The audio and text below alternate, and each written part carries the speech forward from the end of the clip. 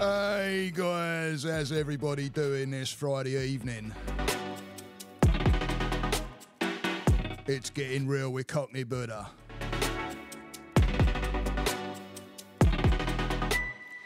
All the way from this, well, not so sunny today, Florida. I'm out there and I work with the minds of people and guidance of people.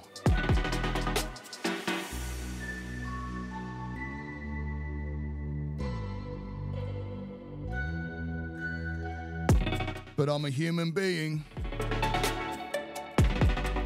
and I work with anxiety myself. It's why I can communicate with those out there and on a different level. And this one's wrapped around panic attack, which I had a bit of one of those, like, started coming on today. And I want to tell you what I did, which will help you out. It's one of those moments when you need a little bit of a nudge. And then once you set your mind in motion and start using your tools and bringing yourself in line, you can do it. It's about being present. It's about tuning in. And it's about using your senses. So let me get into the story. It was got up, feeling great. Everything's banging. Got out for me walk, and drop me Friday vlog. If you haven't gone out there and checked me YouTube channel, please go and check it out. Cockney Buddha. I'll come up on there. I'm also known as the man with the dark glasses because that's I think I even have them on my head when it's like cloudy out, like today. But no, I don't know, because actually I went out walking in the rain today because it was raining. I literally wrung out my t-shirt when I got in. I got really wet, but you know what? That's a whole different presence right there, which I love doing. I always say go singing in the rain. But anyway, so yeah, I'm doing all right, you know. And I get out for me walk. I drop me vlog on my YouTube channel, and everything's looking good. I'm looking forward to the day because I knew we were going to be going out, and it wraps around. If anybody lives in Central Florida like I do, or around the area, the Cocoa Village is really nice place there. If you follow me on Instagram, in fact, guys, if you go to the bottom, I've got a link tree there, and you can follow me on Instagram and my YouTube and everything. It should be all on there. But I can't remember where my spot was, but yeah. So I knew we were going out. I knew we were going down to Cocoa Village. There's a nice little spot there that I've put on my Instagram, which is it's actually a bakery coffee shop, and the coffee was like really banging, really good coffee. So I banged them up there because it's like support your locals, and everything was going good. We went in a few shops. It was me two daughters, which is rare getting them together. So it was me two daughters and me wife and me, and went into some nice little shows, some really cool little places around there, and everything was all right. Everything was good. And then we get in the we get in the car, and we're on our way. We're actually on our way back. From the villages, from the cocoa villages, and everything is good, and all of a sudden I read something, and anything can be a trigger. It depends on what, and everybody's triggers are different because it all depends on what what it is. But I hit a trigger. I won't go into what it was all about because again everybody's is different. And but triggers are all the same. They're triggering you somewhere, and all of a sudden started picking up on the anxiety, and it was going in. I knew it was going towards panic because it was one of those where oh shit, I can't think of what to do. Right? When you get to one of them. So my wife looked at me and I kind of said, hey, listen, I'm going into one here, and because I just read it, and she goes, mince. And she goes, mince and meditate, I think she said. And I'm like, shit, yeah, okay. Because in the console, and I've mentioned this before, and it's going to come up again when I do like the 5 senses, which I'm going to be putting out. I've already put one out on sound, so I'm going to be picking up and doing one, every so often. I'm going to bang out the next sense, and taste is one of them. And this is when you use what you know. Sometimes it does take that little bit of a nudge. I've got little different tricks where you can have something in your wallet or your purse or something like that. Get yourself, I'll tell you another good thing, because it came into play today, is get yourself a music list that can kind of chill you out. And that comes up in the story. But anyway, I'm like, right, so I go to the center console because I keep Tic Tacs in there, and get mints. The fruity ones, I'm not knocking Tic Tac because the fruity ones are good, but to get yourself in a place where you can really come into presence with it, mint is on my list. Put it that way. And I, like I say, guys, I don't blow smoke up your ass. Right, I try these things out. If it starts working for me, and I live with this, this is something I've had for many, many, many years. So, and I've only just come into the past 5 years to start learning different tricks. And trust me, a mint can really help you out. So, and I keep them in the console, like I said, in the car. So there I am.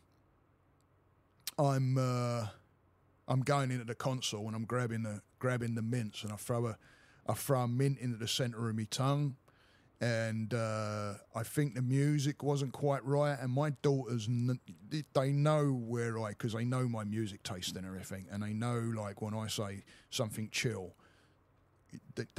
their music taste shit, man. I was brought up around music. I brought them up around music, and they love music. Thank God.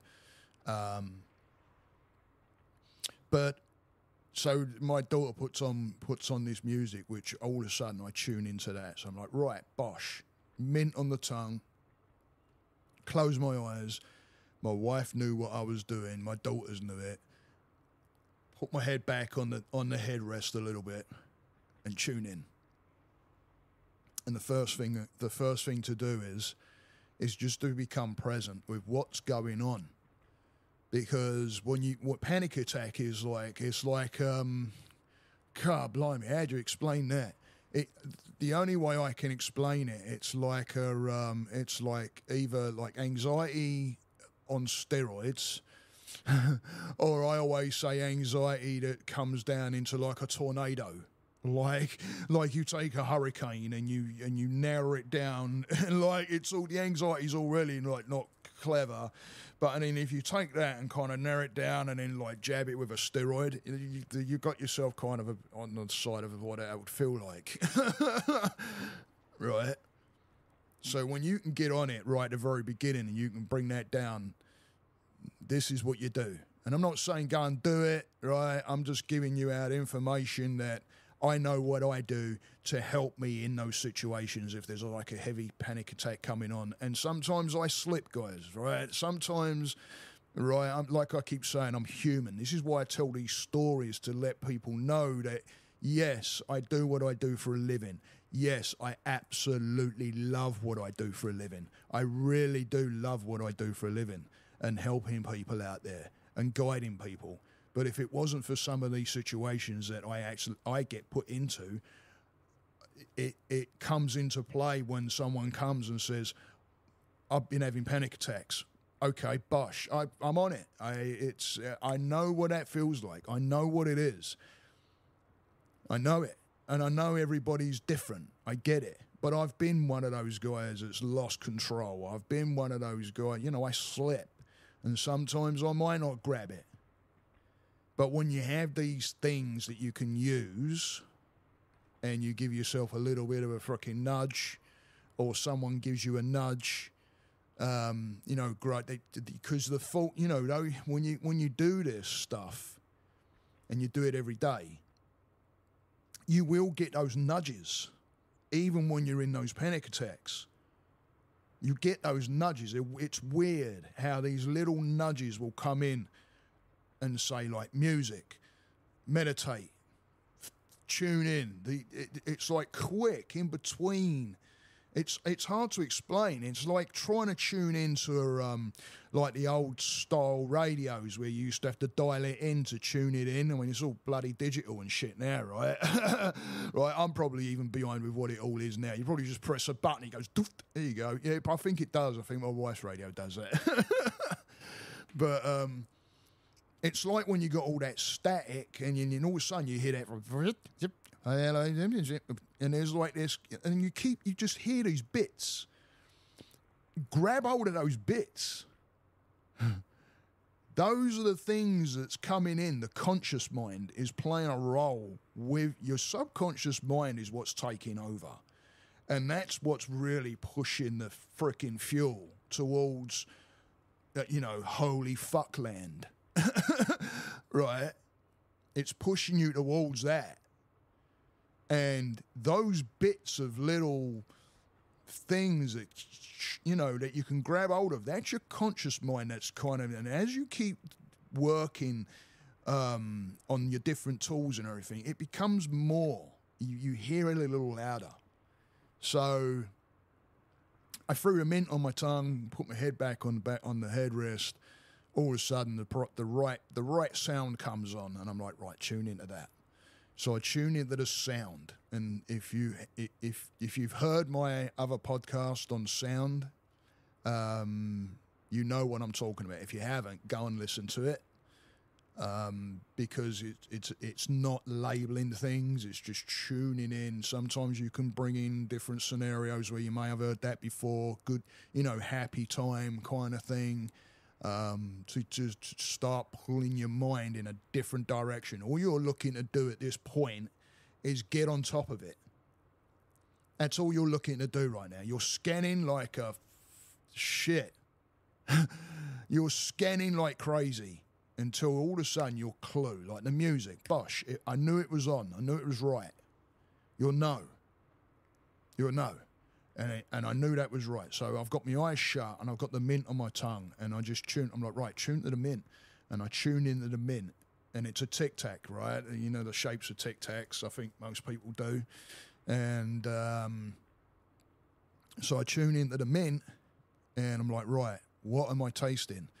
And I was looking to feel where I could feel the mint on my tongue.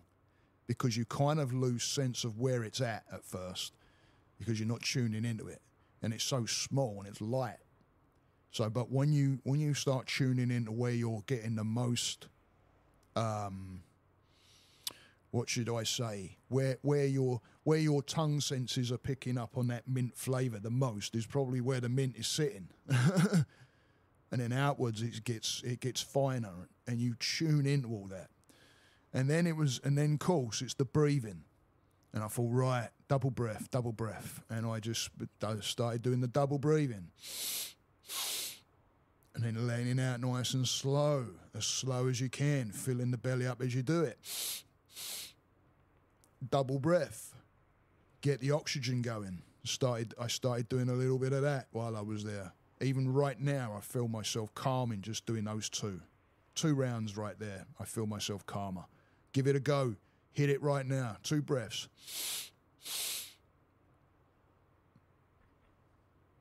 Let it out slow. And do it again. And let it out slow. See how you feel. Tune in. This is what it's all about. This is why I put these things out there, so you can get use out of these things. So please go and follow me. You work across everything. I'm always putting bits and pieces out there. I do lives on Sunday At the moment, I do, because I know there's definitely a couple of, well, there's a few people out there that I know that it's helping. So even if those just few turn up and get something out of what I've put out there, then job done.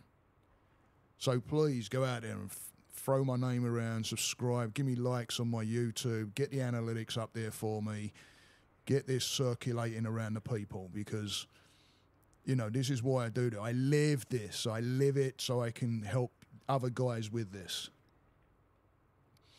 So it's tuning in. So that breath right there, tune into how that felt. And if you're still feeling a little bit, do it again. Let it out slow, nice and slow. Do it all through your nose. Let it out nice and slow. Don't rush it. And then tune into what your regular breath's doing. So this is the routine I was doing. And then what I did then, which was really I'd recommend this. This was cool. Is, you know, I started relaxing my body down. So I was going into, you know, the breath work, meditating down, getting myself more relaxed. And the only way you can do that is letting your body go.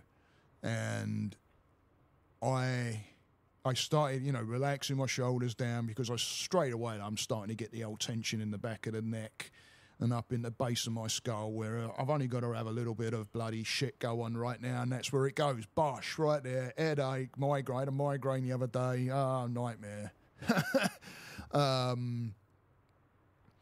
But yeah, you know, it's starting to slow the shit down. You know, I put a post out there once that said slow the shit down.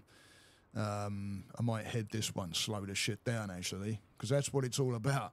So I drop my shoulders down. I let my head kind of relax a little bit, and my neck, and you just go down your body and start relaxing. You're doing all this at the same time, guys. You're breathing. You know, you're not tuning into the sound so much at this point, but you may go back and forth, because all of a sudden you might think, I'm going back to them, and you just keep using it.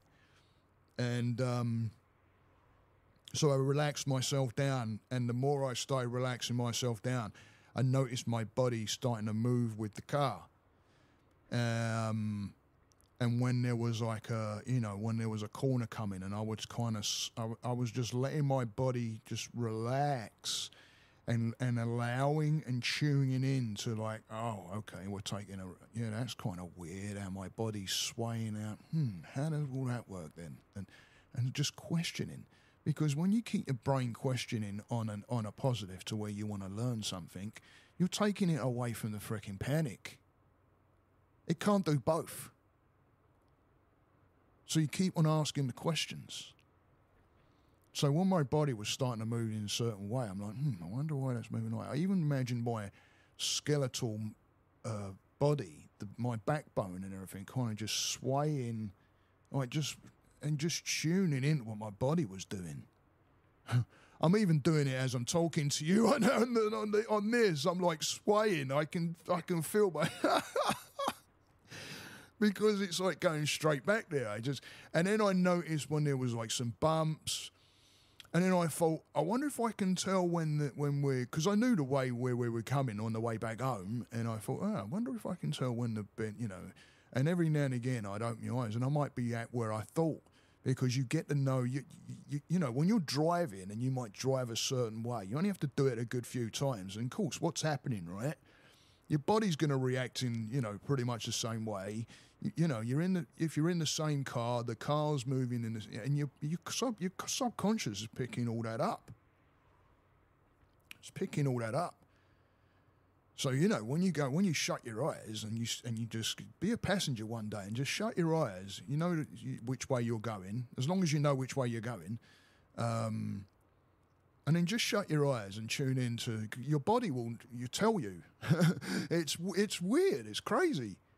You know, I'm not talking about there's a little tiny pothole. I'm not talking about shit like that, right? Even though if you've got a big fucking pothole that everybody's trying to avoid, and then you hit it, you know you've hit it, so you know where you're at, right?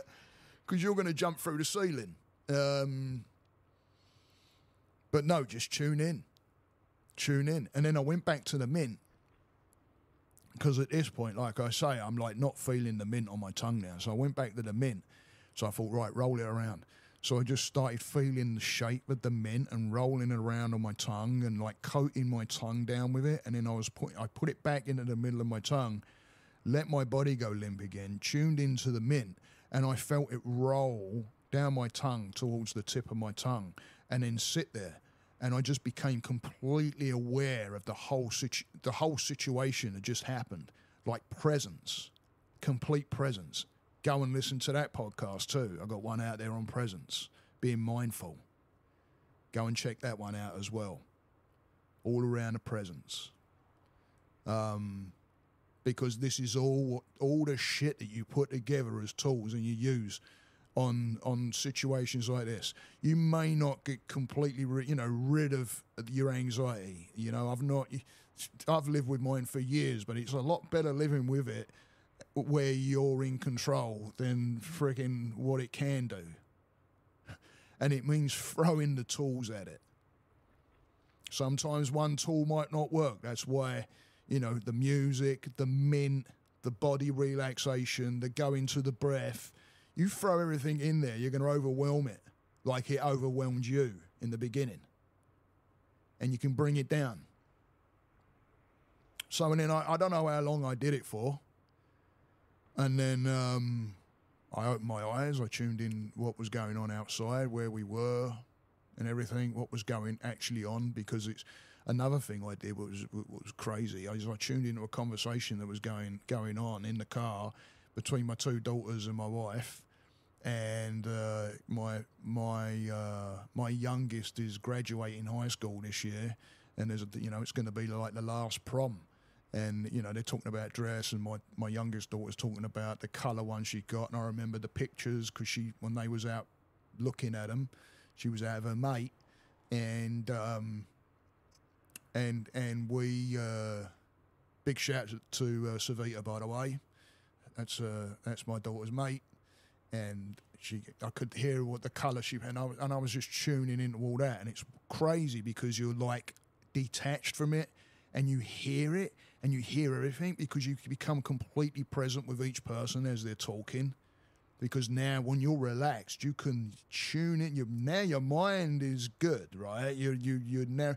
When you go into panic is those things, and high anxiety is those things where your brain is not freaking functioning properly because it's all negative shit that just keeps rolling on, and then that's going to attach to something else, and then before you know it, you're in bed in depression.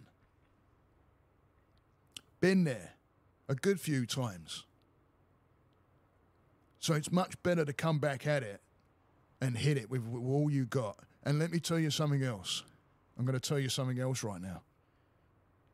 One of the reasons, when I was going into that panic attack, and I knew I was going into it, and then I got myself out and I was starting to calm myself down. I thought, right, now you get on a podcast and you talk about it and you freaking help someone else out that might be hitting with this. They're no joke. They're no joke. Anxiety's no joke. Mental health across the board is no joke. It's no joke. And, many people are out there that don't even know it. And they could be acting a certain way and,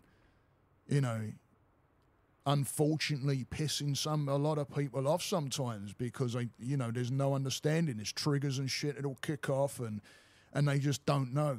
So, when you've got someone, guys, that and they give them a little bit of, there could be something going on there, right? And I'm not saying it's excusable behaviour, because it's not. But I know, the old me probably pissed quite a few people off, and I know it. I even asked my mate's brother one day, what was old me like, and he basically said, well, a bit of a wanker. But he used a little bit stronger words than that, I think. But I knew it. Yeah, I was loved by many. But I knew I could come off as a bit of a tit.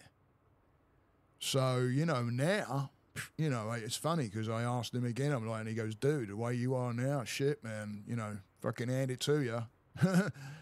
Right? because, you know, it's putting in the work and it's doing these things that I'm telling you and working with you with and helping you with. And while I was out, honestly, I thought, right, get on a podcast, because believe it or not, doing this helps me. Doing this, being able to speak across the world and maybe tune into anybody across the globe to where they hear this, and then they can use these things that I'm gone through to teach somebody, and all of a sudden it pulls them out of it. And sometimes you get that comment, which, hey, listen, if this is, there's nothing, yes, you boost my ego probably, but you know what? It's really nice hearing when someone says, hey, thanks a lot, man, because I know what the fuck that is, man. I know what that is. I know what that is. And when you can grab hold of something that works, you know, Andrew Huberman was the guy that I credit for showing me, well, he didn't show me, it was a YouTube video, but yeah, he showed me the double breath technique. And I started using it because I looked at the science behind it. I always want to know how it works and all kinds of shit, right? And I'm never happy until I get it.